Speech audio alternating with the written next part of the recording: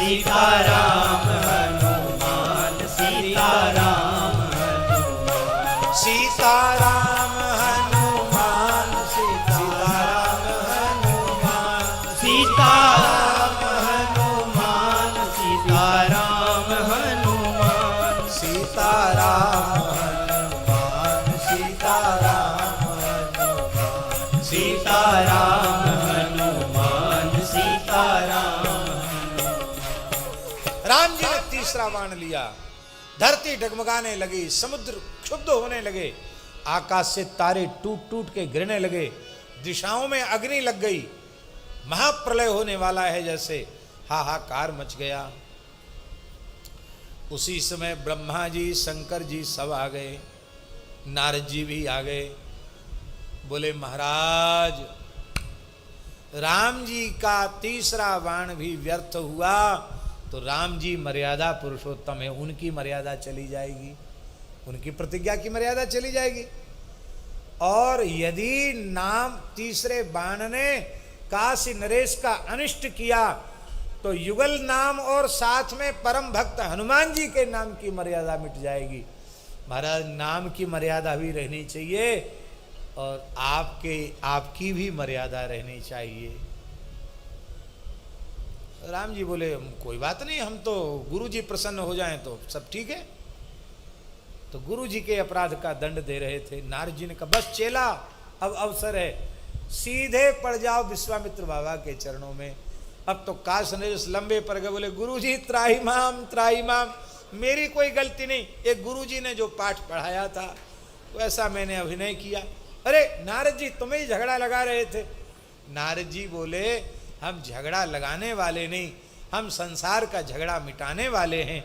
हम सबको ये बोध कराना चाहते थे कि राम जी अनंत कोटि ब्रह्मांड नायक सर्वेश्वर परात्पर परब्रह्म अवश्य हैं, पर इनके नाम की महिमा इनसे अधिक है। इसका बोध सबको कराने के लिए हमने ये लीला रची।